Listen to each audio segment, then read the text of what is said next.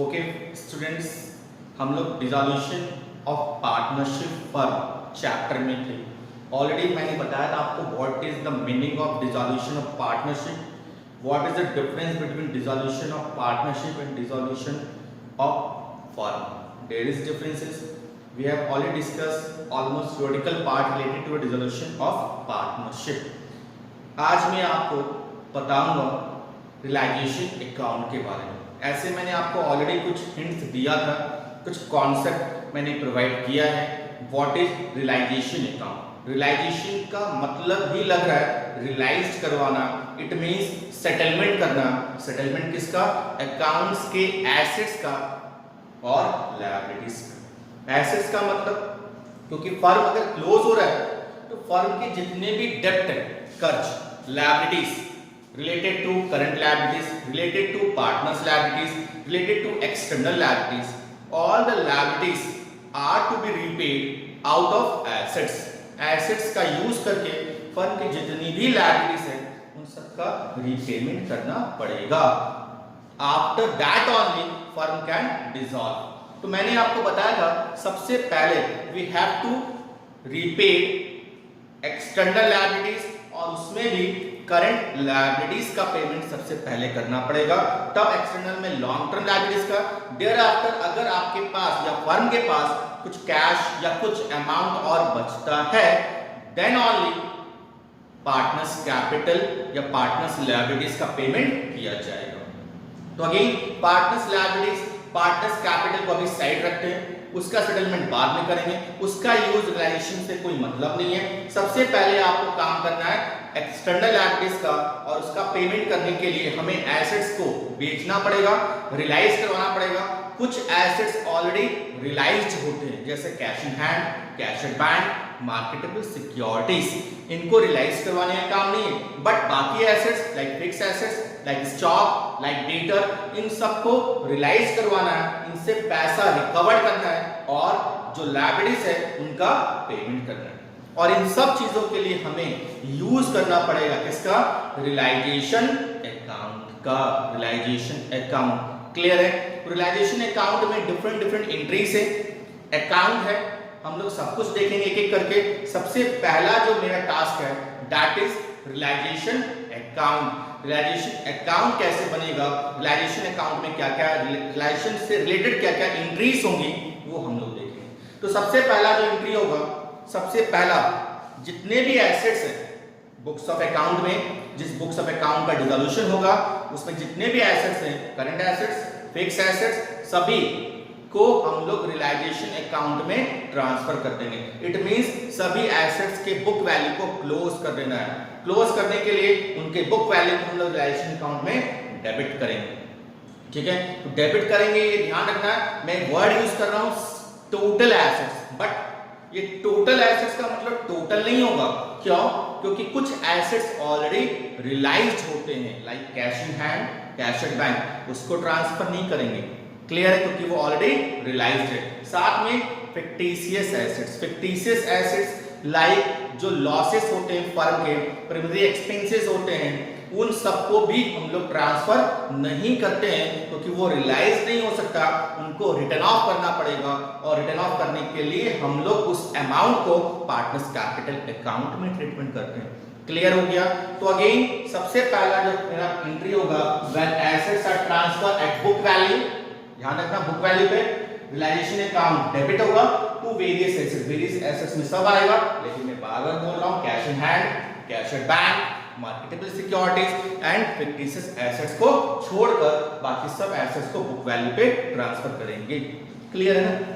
Next, अब हमें सभी लायबिलिटीज मतलब total liabilities word again use कर रहा हूं। टोटल लायबिलिटीज में सभी लायबिलिटीज को रियलाइजेशन अकाउंट में क्रेडिट कर देंगे, उनको भी क्लोज करना पड़ेगा। उन सभी लायबिलिटीज का जिनका आपको पेमेंट करना है हम लोग रियलाइजेशन अकाउंट में क्रेडिट में ट्रांसफर कर देंगे। अगेन मैं टोटल लायबिलिटीज अगर वर्ड यूज कर रहा हूं तो टोटल लायबिलिटीज का मतलब करंट लायबिलिटीज और external liabilities, not partner liabilities. जो भी पार्टनर्स लायबिलिटीज से रिलेटेड है उनको हम लोग ट्रांसफर नहीं करते हैं, like general reserve, like workman compensation reserve, इन सबको हम लोग रियलाइजेशन अकाउंट में ट्रांसफर नहीं करते हैं, क्योंकि ये पार्टनर के अकाउंट में क्या करते हैं, इसको हम लोग क्रेडिट करते हैं, पार्टनर को प्रोवाइड करते हैं, इसीलिए इनको हम लोग छोड़ देते हैं। क्लियर है? अगेन एक चीज और बता दूं मैं, बैंक लोन भी ट्रांसफर करेंगे, अगर बैंक लोन भी ट्रांसफर करेंगे, बट अगर पार्टनर का लोन दिया हुआ है, जैसे एबीसी पार्टनर ए लोन है, बी लोन है, सी लोन है, तो उसको हम लोग रियलाइजेशन अकाउंट में ट्रांसफर नहीं करेंगे, क्योंकि वो पार्टनर से रिलेटेड है और उसका हम लोग डायरेक्टली पेमेंट करते हैं। रियलाइजेशन अकाउंट से पेमेंट नहीं होगा, डायरेक्टली पेमेंट होगा। क्लियर है? कोई डाउट इसमें? तो मैं अगेन बोल रहा हूं, when liabilities other than capital is transfer at book value, current liabilities जितने भी हैं, चाहे क्रेडिटर हो, चाहे बिल्स पेबल हो, चाहे आउटस्टैंडिंग एक्सपेंस, चाहे बैंक ओवरड्राफ्ट, उन सबको ट्रांसफर करेंगे। साथ में बैंक लोन भी ट्रांसफर होगा टू रियलाइजेशन अकाउंट के क्रेडिट साइड। क्लियर है? कोई डाउट दोनों में? आगे बढ़े। नेक्स्ट, आप हम लोग को रियलाइजेशन, जो मैंने वर्ड यूज किया था, रियलाइज करवाना। रियलाइज किसको करवाना है? वेरियस एसेट्स को। जो भी एसेट्स आपने यहाँ पे ट्रांसफर किया है, उन सबको एक एक करके रियलाइज करवाएंगे। रियलाइज का मतलब या तो सोल्ड आउट कर देंगे, कैश आ जाएगा, या फिर अगर सोल्ड नहीं हो रहा है तो पार्टनर्स को दे देंगे, तो पार्टनर्स के अकाउंट में ट्रांसफर कर देंगे। क्लियर है? तो जो भी होगा उसको रियलाइज्ड वर्ड यूज करते हैं, और उन सब का ट्रीटमेंट हम लोग रियलाइजेशन अकाउंट के क्रेडिट साइड से करेंगे, क्योंकि डेबिट में आपने ट्रांसफर किया एसेट्स को, जो भी बेच के पैसा आएगा उसको हम लोग रियलाइजेशन अकाउंट के क्रेडिट साइड में शो करेंगे। तो अगेन यहाँ पे लिखा व्हेन, यहाँ पे लिखा 4 नंबर में, थर्ड में लीजिए, when assets are realised either cash और बैंक, या फिर पार्टनर ले रहा है तो पार्टनर्स के अकाउंट में शो करेंगे, to realisation account, realisation account के क्रेडिट साइड से शो करेंगे। क्लियर है? बीइंग सेल ऑफ एसेट्स और टेकन बाय पार्टनर। क्लियर है? 4 नंबर। कोई डाउट? अब जो थर्ड नंबर एंट्री का मैंने छोड़ दिया था, ठीक है, अगेन यहां पे लिख दिया व्हेन प्रोविजन फॉर डीडी मतलब doubtful debts is transferred at book value. ठीक है, तो कहने का मतलब ये प्रोविजन कहां से आया? थोड़ा सा अगर आप सोचेंगे तो एसेट साइड में जब भी डेटर होता है, कभी कभी वहां पे प्रोविजन दिया होता है। तो प्रोविजन दिया, जैसे कि डेटर दिया हुआ 20,000, प्रोविजन दिया हुआ 1,000, तो हम लोग बुक वैल्यू शो करते हैं 19,000, 19,000। क्लियर है? बट ये ध्यान रखना, जब प्रोविजन दिया हुआ है तो हमेशा प्रोविजन को हम लोग क्रेडिट साइड में रियलाइजेशन अकाउंट में शो करेंगे, क्योंकि ये क्या है? लायबिलिटी से। क्लियर है? शो करेंगे। और डेटर का जो वैल्यू है वो हम लोग माइनस करके नहीं शो करेंगे, क्योंकि प्रोविजन को आपने ट्रांसफर किया, तो डेटर का जो वैल्यू है वो हम लोग टोटल वैल्यू जो 20,000 मैंने बोला वो हम लोग ट्रांसफर करेंगे जब वेरियस एसेट्स यहाँ पे ट्रांसफर करेंगे तब। तो एसेट्स में डेटर आ गया और उसका प्रोविजन हम लोग क्रेडिट साइड में ट्रांसफर कर दिए। क्लियर हो गया? समझे बात? कोई डाउट आपने तो व्हाट्सएप से पूछ सकते हैं। आगे चलते हैं। अब एसेट्स का रियलाइज हो गया, आइदर कैश आ गया या पार्टनर का सेटलमेंट हो गया, पार्टनर से ले लिया। बट कभी कभी ऐसा भी हो सकता है, कभी कभी ऐसा भी हो सकता है कि अब लायबिलिटीज का पेमेंट करना है। जब लायबिलिटीज का पेमेंट करेंगे तो हम लोग क्या करेंगे? लायबिलिटीज का पेमेंट हमेशा रियलाइजेशन अकाउंट के डेबिट साइड से होगा। जब लायबिलिटीज का पेमेंट होगा तो पेमेंट भी हो सकता है, या फिर अगर कैश या चेक अवेलेबल नहीं है, बैंक में पैसा नहीं है, तो पार्टनर्स उस लायबिलिटीज को अपने अमाउंट में, अपने अकाउंट में ले लेगा। मतलब पार्टनर्स ले लेता है कि पार्टनर्स बोलेगा I will pay the particular liabilities, तो पार्टनर के अकाउंट में ट्रांसफर कर देंगे। तो अगेन जैसा भी हो, रियलाइजेशन अकाउंट की डेबिट साइड से when liabilities are paid off, realisation account debit to cash या bank whatever will be there, to partners capital, अगर पार्टनर ले रहा है पार्टनर्स कैपिटल चल जाएगा। क्लियर है? कोई डाउट? नेक्स्ट, कभी कभी एक्सपेंसेस भी होते हैं, क्योंकि रियलाइजेशन का काम जो है आइदर पार्टनर करेगा या फिर एक अलग से आदमी रखना पड़ेगा जो ये सभी रियलाइजेशन का काम करेगा। क्लियर? तो उसके लिए उसको कमीशन मिलेगा या रियलाइजेशन एक्सपेंसेस होंगे। अगर रियलाइजेशन एक्सपेंसेस फर्म पे कर रहा है तो रियलाइजेशन अकाउंट DR2 कैश, अगर पार्टनर पे कर रहा है फर्म के बिहाफ में, तो पार्टनर्स के अकाउंट में उसको शो करेंगे। क्लियर है? Realisation account DR2 cash to partners capital, being realisation expenses are paid off. Clear है? अब हम लोग अल्टीमेटली रियलाइजेशन अकाउंट को क्लोज करेंगे, उससे प्रॉफिट भी हो सकता है और लॉस भी। प्रॉफिट कब होगा? जब रियलाइजेशन का क्रेडिट डेबिट से ज्यादा है, it means there is some amount of profit in realisation account which will be transferred to the partners capital account. यहां पे लिखा है when profit is there realisation account दिया तो पार्टनर्स कैपिटल मतलब पार्टनर को मिलेगा, पार्टनर अकाउंट क्रेडिट हो जाएगा। But it can be possible some amount of loss if debit is more of relation is then credit। अगर रिलेशन का debit ज्यादा है रिलेशन के क्रेडिट से तो लॉस होगा और वो पार्टनर के अकाउंट में रिटर्न ऑफ करेंगे तो पार्टनर अकाउंट डेबिट हो जाएगा, रिलेशन अकाउंट क्रेडिट। इस एंट्री को रिवर्स कर देंगे। 1 नंबर में आप इसको शो कर सकते हैं। क्लियर है? इसमें कोई भी डाउट है तो आप मेरे से पूछ सकते हैं। Thank you.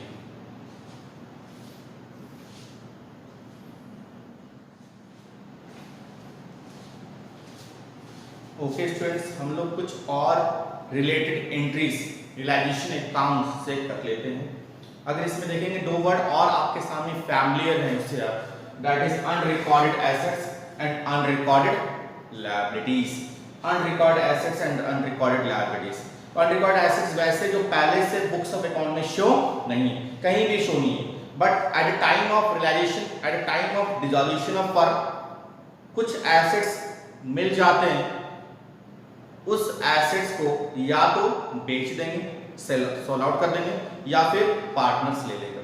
अगर सोल्ड आउट करेंगे तो अगेन सिंपल जो हम लोग पहले एसेट्स की सेल की एंट्री किए थे वही करेंगे, कैश अकाउंट दिया to realisation account. When unrecorded asset is sale cash या bank whatever will be there दिया to realisation account being sale of assets. Clear है? बस इतना ही करना है। दिया रहेगा अनरिकॉर्डेड एसेट्स सोल्ड आउट हुआ है तो उसको आपको बुक्स ऑफ अकाउंट में शो नहीं करना है, ये ध्यान रखना क्योंकि पहले से शो नहीं है। जो पैसा आएगा सिर्फ उसी अमाउंट को आपको रियलाइजेशन अकाउंट के क्रेडिट साइड में शो करना है। क्लियर? नेक्स्ट अगर हो सकता है पार्टनर ले लें तो when unrecorded asset is taken by partner तो अगेन पार्टनर्स कैपिटल अकाउंट में डेबिट कर देंगे टू रियलाइजेशन अकाउंट। जो भी पार्टनर लेगा उसका नाम आ जाएगा। ये 2 ट्रीटमेंट हो सकते हैं, मे बी आपको आगे क्वेश्चंस में मिले। क्लियर है? वैसे ही कभी-कभी अनरिकॉर्डेड लायबिलिटीज हो सकता है। अगर अनरिकॉर्डेड लायबिलिटीज है तो ये भी पॉसिबल है कि अगेन पहले से कोई लायबिलिटीज बुक्स ऑफ अकाउंट में नहीं था, जो आपने डिसॉल्यूशन किया पता चला किसी को पेमेंट करना है तो अगेन वो अमाउंट आपको पे करना पड़ेगा। पे कहां से करेंगे? रियलाइजेशन अकाउंट के डेबिट साइड से। Again either it will be repaid और वो पार्टनर्स भी ले सकता है अगर पेमेंट नहीं हो पा रहा। तो again when unrecorded liability is paid off realisation account या तो कैश या बैंक कुछ भी कर लेंगे। और अगर पार्टनर लेगा when unrecorded liability is taken by partner realisation account या तो partners capital whichever partner will take उसका नाम यहां पे हम लोग शो करेंगे। क्लियर है? कोई डाउट इसमें? इसको भी आप नोट कर लो। कोई भी आपको डाउट है तो you are free to ask. Thank you.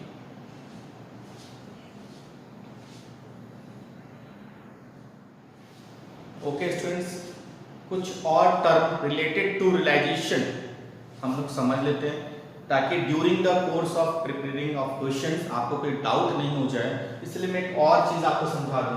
कभी कभी ऐसा भी होता है कि एसेट्स और लायबिलिटीज, क्योंकि अल्टीमेटली द फर्म्स डिसॉल्यूशन में लायबिलिटीज का पेमेंट करना होता है जो एसेट्स को सोल्ड करके करते हैं, यही होता है। बट ऐसा हो सकता है कि कोई लायबिलिटीज के बदले एसेट्स को दे दिया जाए, सेटल कर दिया जाए। ठीक है? अगर किसी लायबिलिटीज के बदले कोई एसेट्स को दे दिया गया है तो अगेन उसका कोई भी एंट्री बुक्स ऑफ अकाउंट में शो नहीं करेंगे। क्लियर है? क्योंकि सेटलमेंट ऑलरेडी हो चुका है। ऐसे आप क्या करते हैं? लायबिलिटीज का पेमेंट करते हैं तो रियलाइजेशन अकाउंट के डेबिट साइड में दिखाते हैं, एसेट्स को रियलाइज करते हैं तो रियलाइजेशन अकाउंट के क्रेडिट साइड में दिखाते हैं। क्लियर? तो जितना अमाउंट आ रहा है उतना अमाउंट आप पे कर रहे हैं नहीं। अगर कोई लायबिलिटीज के बदले एसेट्स का एडजस्टमेंट हो रहा है तो पहले एसेट्स को बेचेंगे, पैसा है आप उसको शो कर रहे हैं, लायबिलिटीज का पेमेंट करेंगे आप उसको शो कर रहे हैं, तो अमाउंट तो उतना ही है। तो उस चीज को शो करने से कोई फायदा नहीं है बुक्स ऑफ अकाउंट में, इसलिए वो एंट्री को हम लोग कैंसिल कर देते हैं और उसका कोई एंट्री नहीं होता है बुक्स ऑफ अकाउंट में। जैसे मैंने यहाँ पे एक चीज आपको समझाने के लिए, transfer of assets to settle liabilities. मान लेते हैं कि मेरे पास एसेट्स है स्टॉक 1 लाख, लायबिलिटीज है क्रेडिटर 80,000। ठीक है? अब हो सकता है क्रेडिटर ने स्टॉक को ले लिया 20% लेस में, बुक में दिया हुआ creditor have taken 20% less stock and settle their account. It means stock को 20% लेस में लिया, इट मींस स्टॉक को कितने में लिया? 80,000 के बदले 80,000 का पेमेंट कर दिया गया।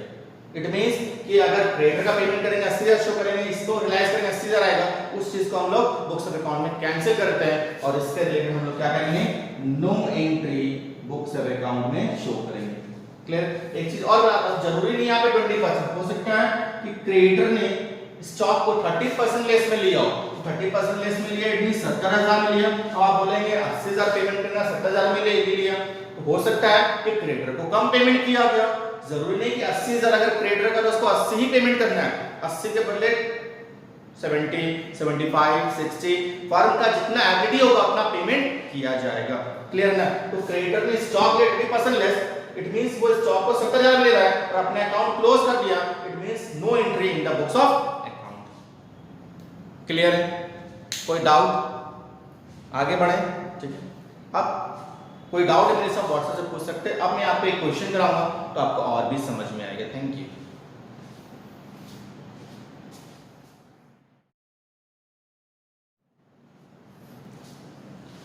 ओके स्टूडेंट्स, हम लोग ने जो अभी एंट्रीज किया, वेरियस एंट्रीज मैंने आपको बताया, उससे रिलेटेड कुछ क्वेश्चंस हम लोग करते हैं।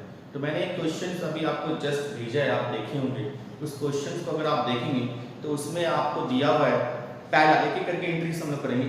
पहला जो इसमें बोल रहा है A2, ये ध्यान रखना क्वेश्चन में बोला क्या, पास नेसेसरी एंट्रीज ट्रांजैक्शन और dissolution of a firm of partner A and B after various assets, ये ध्यान रखना है, after various assets and outside liabilities have been transferred to realization account। It means ये मान के चल रहे हैं हम लोग कि एसेट्स और लायबिलिटीज जो हम लोग शुरू में ट्रांसफर करते हैं, पहला एंट्री आपको बताया था, एसेट्स को ट्रांसफर करते हैं बुक वैल्यू पे, लायबिलिटीज को ट्रांसफर करते हैं, वो ऑलरेडी ट्रांसफर कर दिया है। तो अगेन अगर किसी ट्रांजैक्शन में बुक वैल्यू दिया हुआ है तो उसको ट्रांसफर नहीं करना रिलायंस अकाउंट में। क्यों? क्योंकि वो ऑलरेडी ट्रांसफर किया हुआ है। तो आपको सिर्फ रिलाइज्ड और पेमेंट का एंट्री करना। तो देखते हैं वो एंट्री क्या क्या एक एक करके। तो सबसे पहला आपको बोल रहा है ए, तो ए कोई पार्टनर है, 50% स्टॉक एट डिस्काउंट ऑफ 20%। तो स्टॉक जितना उसका 50% लिया। स्टॉक देखिए बुक वैल्यू दिया हुआ है क्वेश्चन में 4 लाख। तो ए जो लिया, ए स्टॉक जो लिया वो 4 लाख का कितना परसेंट, 50% लिया। कितने में लिया? 20%। डिस्काउंट मतलब जितना वैल्यू उसका 80% लिया ना, तो इट मींस मैं यहाँ पे लिखा सकता हूँ 80/100 होगा ना, 80/100 लिखा सकता हूँ। तो इट मींस इसका अगर निकालूंगा तो ये 2 लाख आएगा। 2 लाख का अगर मैं 80% निकालूंगा तो 1,60,000। इट मींस एसेट्स जो लिया है वो 1,60,000 में। इट मींस पहला जो एंट्री होगा एस लिया, एस कैपिटल अकाउंट दिया to realisation account being stock taken at 20% discount. इस तरह से आपका एक कंप्लीट नरेशन अमाउंट यहाँ पे शो कर दीजिए 1,60,000, 1,60,000। क्लियर है? इन नरेशन वर्किंग नोट के साथ आपको शो करना। कोई डाउट इसमें पूछ सकते हैं। आगे चलते हैं। इसी में एक पार्ट और है, बोला रिमेनिंग जो है वो बेच दिया प्रॉफिट पे 30%। रिमेनिंग, तो रिमेनिंग इसी में ये पहला था। दूसरा बोल दिया सोल्ड जो किया रिमेनिंग, तो रिमेनिंग 50% 2 लाख ना, 2 लाख में रिमेनिंग हुआ, उसका 50% कितना, तो सॉरी उसका 50% 2 लाख, और सोल्ड जो किया प्रॉफिट लेके 30%। तो जितना वैल्यू उसको 30% मतलब 100 में 30 जोड़ देंगे 100% में, तो 130% उसका निकाल लीजिए। या फिर 2 लाख का 30% निकाल के 2 लाख में जोड़ दीजिए, बात बराबर हो गई, 2,60,000 आएगा। आप देख लीजिएगा। इट मींस जो सेकंड एंट्री होगा इसमें वो सोल्ड करने का, तो बैंक अकाउंट दिया to realisation account being sold off stock at 30% profit. इस तरह से अमाउंट दिखा दीजिए 2,60,000, 2,60,000। कोई डाउट इसमें? यहाँ तक क्लियर है? ये एक एंट्री हो आपका, मतलब एक ट्रांजेक्शन का दो एंट्री आपने किया। एक बार देख लीजिए इसको, कोई डाउट है मेरे से पूछ सकते हैं।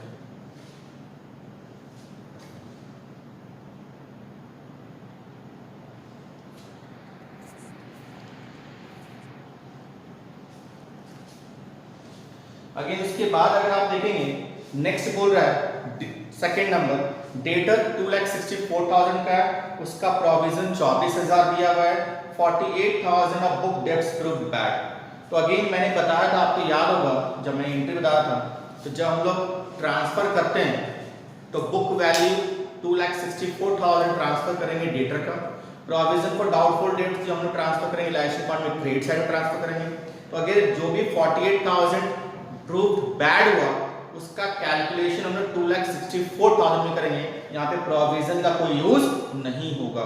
तो 2,64,000 में डायरेक्टली 48,000 को माइनस कर दीजिए, तो इट मींस आई थिंक 2,16,000 आएगा, आप निकाल लीजिए।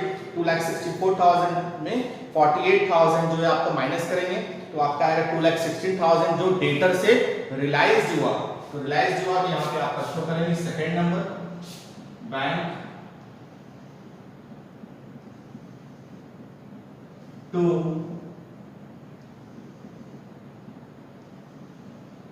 realization account being sold off, being realized from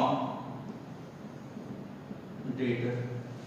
ठीक है, कितना? 2,16,000। अगर वर्किंग नोट दिखाना चाहें तो दिखा सकते हैं, डेटर 2,64,000 माइनस 48,000, 2,16,000। क्लियर है? क्लियर, सब कुछ आ जा रहा है आपका। नेक्स्ट आपका जो है third number, building book value 5 lakh है, सोल्ड किया 8 लाख में और साथ में 2% कमीशन दिया ब्रोकर को। इट मींस अगर बिल्डिंग है 2% कमीशन दिया, इट मींस कमीशन तो जो 8 लाख आया उसी में से ना दिया होगा। तो टोटल रियलाइज्ड वैल्यू कितना बिल्डिंग से? तो बिल्डिंग 8 लाख माइनस कमीशन, तो 8 लाख माइनस 2% कमीशन बोल रहा है वो 8 लाख है ना, तो 8 लाख का 2/100, 8 लाख माइनस 16,000, 7,84,000। ये अमाउंट बिल्डिंग से रियलाइज्ड हुआ। तो रियलाइज्ड हुआ है तो इट मींस यहां पे दिखाएंगे third number entry, bank account dear to realisation account being realized from building। तो रियलाइज कितना हुआ? 7,84,000, 7,84,000। इस तरह से आपका कंप्लीट 3 एंट्री। इसमें कोई डाउट नहीं से पूछ सकते, एक बार देख लीजिए आप।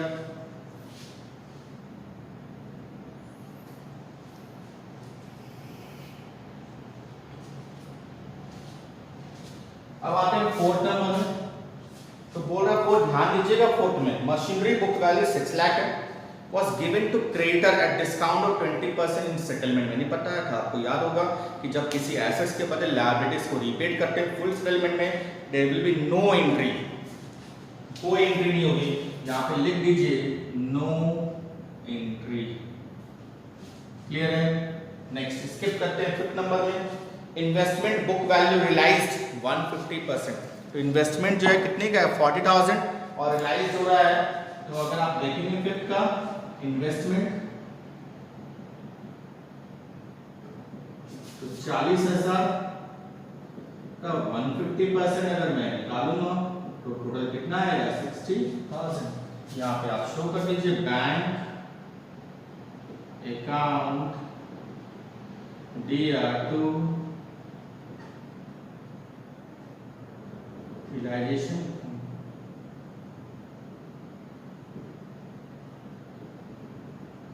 being realized from investment. कितना रिलाइज हुआ? 60,000। इस तरह से आपका एक कंप्लीट एंट्री आप देख पा रहे हैं जो मैंने बताया। इसमें कुछ पूछना तो आप मेरे से पूछ सकते हैं, देख लीजिए एक बार अच्छे से। कोई भी डाउट है व्हाट्सएप के थ्रू पूछ सकते हैं। Thank you.